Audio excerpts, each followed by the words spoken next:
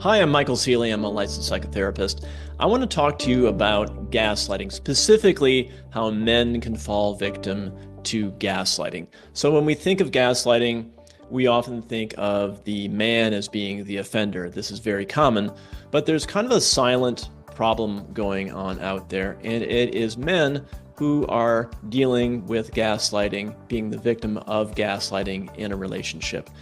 And I really want to talk about this because a lot of men are out there suffering in silence. They tend to compartmentalize the gaslighting, really almost be in denial about it or put up with it, or really want the relationship to work out, either a romantic relationship or a work relationship.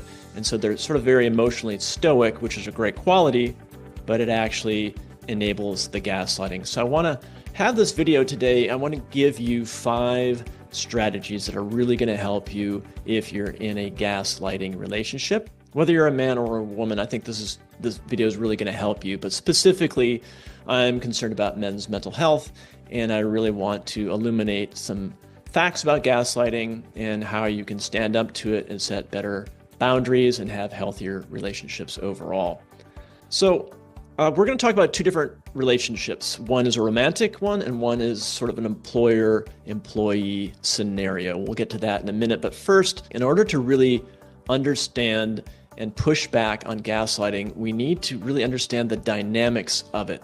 It's a bully-victim dynamic, where the gaslighter is the bully, and the victim can really tolerate the bullying in an effort to keep the peace, or because ending the relationship has real high stakes consequences. And unfortunately, this tolerance just enables more gaslighting. Or worse, the victim can begin to really question their own sense of reality. And this dynamic is based on the gaslighter's insecurity and really their need to establish dominance. The victim, on the other hand, they kind of need to people please. They don't want to upset the gaslighter. They can be really empathetic and caring, and again, really fearful of ending this relationship. So the victim may have good intentions, but it doesn't really help this dynamic. Okay, so I want to give you a hypothetical scenario of a romantic relationship, which I think is going to help you. This is a situation where the man is being gaslit and the woman is being the gaslighter. Now, of course, we can totally flip the scenario around, but let me give you the hypothetical. And this is called Tom and Gretchen. And by the way, these are not real people. I just chose these names randomly, so apologies to all the Toms and Gretchens out there. So here's the situation. Gretchen, she's a stay-at-home mom, and they have a 2-year-old kid. And as you know, it's tough having a 2-year-old kid. Gretchen is kind of the jealous type. And her husband, Tom, is a partner in a law firm. He works really hard. He's very high achieving, very motivated. And there's a paralegal he works with named Ellen. And Tom is a loving, faithful husband. He has no interest in Ellen, but he walks on eggshells and never really mentions Ellen's name at home because Gretchen's really jealous, and she might fly into sort of a jealous rage, and he's seen this before. So in this scenario, let's say that Tom comes home on a Friday after a long week of work. He's working on this big case. He pulls into the driveway of his house, and he realizes he's a little bit late. And so he parks his car, and he sits there for a minute, just paralyzed, kind of wondering what kind of a mood Gretchen's going to be in. And he remembers this sort of what happened last week. He's like, oh man, I don't really want to go in there. I don't know what kind of a mood she's going to be in. Is she going to yell at me? I'm late. The last time I was late, this is what happened. What he remembers is this. Gretchen says to him, you were fooling around at work with Ellen. And Tom, in a calm, reassuring voice, he says, no, honey, I'm not interested in her. I was there because I was working on this big case. And Gretchen says, you're supposed to text me whenever you're late for anything. I need to know where you are. You're really inconsiderate. And at this point, Tom's really puzzled because he remembers last week they actually had a conversation where they agreed that he didn't need to text her anymore. And so he's kind of confused right now. And he said, "But honey, we agreed that I didn't have to text you anymore." And Gretchen says, "What are you talking about? You're imagining things. You can't even keep your own thoughts straight." And so Tom is like, "I'm tired. It's the end of the week. I'm not going to fight this. I'm just going to give in." So he says, "Honey, I'm sorry. Yes, I'll text you next time. I'll try to be more considerate." He just sort of hands an olive branch to Gretchen and just wants the argument to be over. He doesn't want to deal with this. But what happens afterwards is that Tom kind of goes over and replays in his head, like, did that conversation actually happen? Maybe my wife is right. Maybe we didn't agree to text. And so what happens here is he's being gaslit, and he actually starts to question his own reality. So Tom is really the classic example of a loving but conflict-avoidant husband. He hates arguing, and he feels bad to see his wife upset. And so he tolerates the gaslighting. So men like Tom, they're either going to start pushing back, start setting better boundaries, or continue to what I call consent and resent. And they're going to watch their marriage slowly fade away. And let's say in Tom's case, he never really musters up the courage to push back. And eventually, ironically, Gretchen files for divorce and calls Tom an emotionally unavailable husband. So it's ironic in that Tom, his intention is to keep the relationship together, but what happens in order to preserve himself, he detaches emotionally, and then Gretchen gets frustrated and the marriage ends. Okay, let's go over another scenario, another common gaslighting scenario, and this is in the work environment. And this is a scenario between Jack and Edgar. And Edgar is the gaslighter. And again, apologies to any Jacks or Edgars. These are made-up scenarios. So here's the situation. Jack is a lead software engineer at a large tech company. And his boss, Edgar, is the co-founder. And Edgar hired him. And, Jack's been working there for a while, makes good money, works really hard. And Edgar, the boss, is really charismatic and charming, but is known to have a temper. And during his first week on the job, actually, Jack remembers Edgar publicly humiliating the company's highly competent CFO. And this is during an all-hands meeting. It was very embarrassing and awkward. And Edgar accused the CFO of being spineless, being weak, incompetent. And the next day, the CFO actually sent out an email to everyone apologizing for his supposed character shortcomings. And everyone was a little confused, knew it was kind of disingenuous, but that's what happened. Now, Jack should have seen this incident as a red flag, but he continued at the company because, the pay was really good. And over the next few months, Jack got used to seeing Edgar's temper tantrums directed at various employees. And then one day it happened. Edgar berated Jack in front of his coworkers, accusing Jack of poor engineering and just being incompetent. And apparently what happened is one of the company's clients emailed Edgar with some suggestions for improving the user interface of a software that Jack had designed. Now, Jack tried to explain to Edgar what was going on here, that the customer, the client, was actually fine with the software. They were just making some friendly suggestions. But Edgar wasn't having any of this. He flew into a rage and just questioned Jack's credentials and demanded that Jack apologize to the client.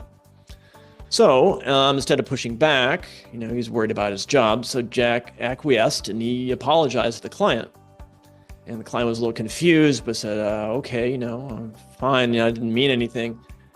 And as time went on, Jack began to really doubt himself more and more. He took longer and longer to complete tasks and frequently double-checked his work, even triple-checked his work. And this became a problem. And Jack's self-doubt actually became a self-fulfilling prophecy. He started to really get really anxious about work and work slower and slower. And eventually, Edgar fired Jack for working too slow. Now, in both of our scenarios, both with Tom and then with Jack, we see the avoidance of conflict. Why? Well, because Tom wants to preserve his marriage and Jack wants to keep his job. But both Tom and Jack have this deep fear of loss. But ironically, what happens is the conflict avoidance actually leads to the very thing that they fear most, loss. So both Tom and Jack need to set better boundaries in their relationships and stick up for themselves. Their gaslighters may actually divorce them or fire them for this, but at least Tom and Jack can find healthier relationships and not repeat the same mistakes in the future. So here we go. I want to give you 5 strategies right now that are going to really help Tom and Jack, and maybe even you, stand up to gaslighting and set the tone for healthier relationships. Okay, here we go. Strategy number 1, acknowledge the gaslighter's opinion. Simply acknowledge. Don't agree with them. Don't disagree. Simply reflect what you heard. For example, Tom might say to Gretchen, "So you're worried that I was cheating on you?" He's simply stating the obvious fact that he heard. What this does is it changes the typical dynamic by reflecting the gaslighter's words right back to them. Now, this can actually set the gaslighter into a fit because they're not getting what they want. But what you need to do in these relationships is change this dynamic and stop participating in it. Okay, strategy number 2, I call it flip the script. Ask yourself if you would treat somebody the same way that the gaslighter is treating you at this moment.